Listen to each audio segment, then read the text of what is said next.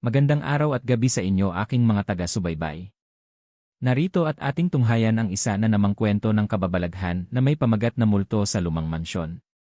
Kabanata 1, ang bagong bantay. Nang una kong marinig ang tungkol sa lumang mansyon sa itaas ng burol, hindi ko akalaing totoo ang mga sabi-sabing may multo roon. Ako si Nestor, 58 taong gulang at bagong gwardiya na inassign ng aming ahensya sa isang abandonadong bahay na matagal nang walang nakatira. Wala na raw gustong magbantay dito, kaya ako na lang ang pinilit nilang ipadala. Pagsapit ng alas 6 ng gabi, sumakay ako ng tricycle paakyat sa mansyon. Bawat metro ng daan ay parang unti-unting binubura ng dilim. Nang marating ko ang gate, kinailangan kong itulak ang mabigat na bakal na pinto. Humugong ito, parang iyak ng isang matandang babae. Sa unang hakbang pa lang sa loob, may kakaibang lamig nang dumikit sa aking batok, kahit hindi naman malamig ang panahon. Lumang-luma na ang mansyon. Ang mga kahoy na bintana ay wasak, ang bubong ay may mga butas. Ang buong paligid ay tinubuan na ng makakapal na damo. Wala ring kuryente, kaya ang tanging kasama ko ay lampara, flashlight, at ang unti-unting bumibigat na kaba sa aking dibdib. Habang iniikot ko ang paligid, may nakita akong larawan sa sahig ng sala. Isang babaeng nakaitim, nakaupo sa isang upuan. Wala siyang mata. Ang bibig niya ay bahagyang nakangiti. Ang likod ng larawan ay may sulat, siya ang una. Kabanata 2, mga hakbang sa dilim. Pagsapit ng hating gabi, habang iniikot ko ang paligid, napansin kong tila may yabag sa ikalawang palapag. Maingat akong umakyat, dala ang flashlight. Sa bawat hakbang, ang mga lumang tabla ng hagdan ay umuungol. Sa ikatlong baitang mula sa taas, naramdaman kong parang may humawak sa aking binti. Napasigaw ako't halos maibaba ang flashlight. Pagtingin ko sa paligid, wala namang tao. Ngunit sa dingding, may mga gasgas, parang mula sa kuko. 1, 2, 3, 6. Nakaukit sa kahoy, hindi ka na makakauwi. Sa dulo ng pasilyo ay may isang kwarto.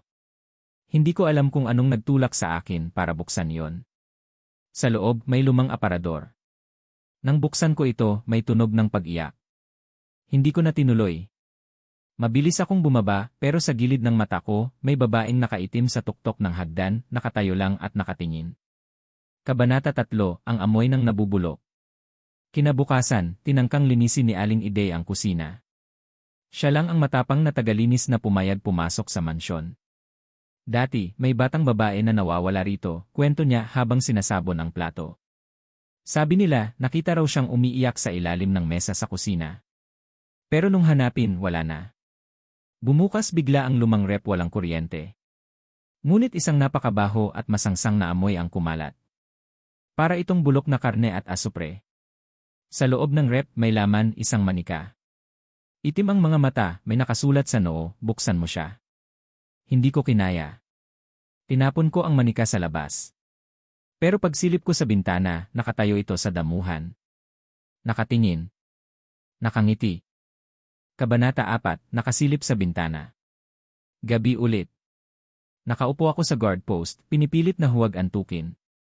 Sa itaas ng mansyon, may silid na may sirang bintana. May anino roong gumagalaw. Akala ko si Aling Ide. Ngunit alas 10 pa lang ay umalis na siya. Pinanood ko ito. Ilang minuto pa, sumilip ang anino. Walang mukha. Itim. Parang usok na may anyo ng babae. Nakatitig sa akin. Napatingin ako sa aking relo, 3DL, biglang may kumatok sa pinto ng guardhouse. 3 beses. Malamig ang hangin. Pagbukas ko, wala naman tao. Pero paglingon ko sa CCTV monitor, may babaeng nakatayo sa harap ng pinto. Kabanata 5, salamin ng nakaraan. Kinabukasan, tumanggap ako ng lihim na sulat mula sa dating gwardiya. Iniwan niya ito sa drawer. Nakalagay, huwag kang tumingin sa salamin sa silid ni Don Gregorio. Siyempre, sinadya kong puntahan. Ang silid ay nasa pinakadulo ng ikalawang palapag. Binuksan ko ang pinto at agad akong sinalubong ng lamig. Sa loob, puro salamin. Iba-ibang anyo. Isa lang ang mali, sa lahat ng salamin, ako ay nakangiti kahit hindi naman ako nakangiti sa totoong buhay. Tumakbo ako palabas. Ngunit sa isa sa mga salamin, may nakita akong babaeng nakatayo sa likuran ko, nakangiti. Pagharap ko, wala naman. Ngunit pagbalik ko sa guardhouse, may sugat na ako sa leg. Para bang may humila ng aking balat. Kabanata 6, Oras ng Multo.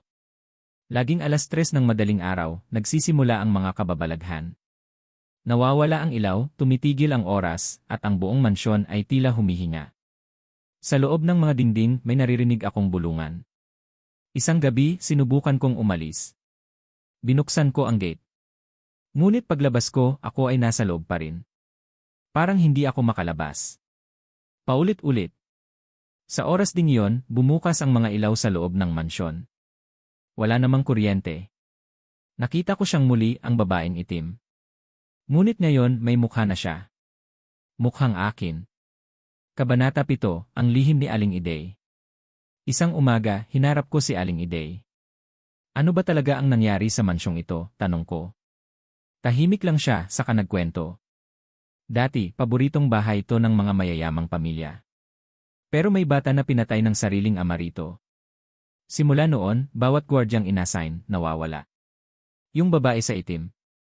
Siya ang nanay ng bata. Hindi siya matahimik. Nagbigay siya ng rosaryo. Isuot mo to, pero wag kang lilingon pag narinig mo ang iyak. Kabanata 8, Silid ng mga anino. May pintuan sa ilalim ng hagdan na noon ko lang napansin. Binuksan ko ito gamit ang lumang susi. Sa loob, may silid na punong-puno ng retrato ng mga dating gwardiya. Lahat sila nakapikit. Isa sa kanila ay kamukha ko. Sa sulok may silya. Nakaupo roon ang isang nilalang na walang mukha. Hinawakan nito ang aking kamay. Biglang umilaw ang lahat ng larawan. Bumukas ang bibig ng nilalang. Ikaw ang susunod. Tumakbo ako palabas, ngunit sa bawat hakbang, lumalalim ang dilim. Wala na akong naririnig kundi tibok ng puso ko at boses na umaawit ng lulabi. Lumang kanta. Huwag kang matulog baka kunin ka eh. Kabanata 9, Ang huling gabi. Huling gabi ko na sana sa assignment. Nakaayos na ang gamit ko. Ngunit napansin kong may dugo sa sahig ng guardhouse. Sinundan ko ito. Umakyat sa mansyon. Humantong sa salamin sa silid ni Don Gregorio. Sa salamin, nakita ko ang sarili kong nakabitin sa kisame. Nangingitim ang mukha. Humahagulgol ako sa loob ng salamin habang sa totoong mundo, nakatayo ako. Biglang sumara ang pinto. Nakatayo na siya sa likuran ko, ang babaeng itim, dala ang lubid. Ikaw ang huling bantay. Kabanata 10, Bantay habang buhay.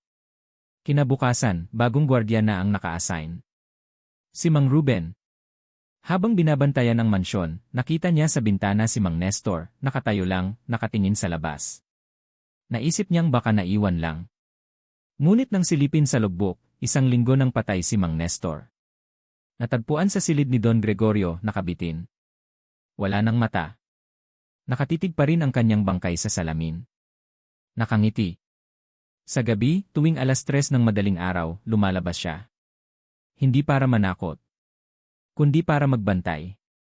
Dahil ang sino mang pumasok sa mansyon ay hindi na nakakalabas.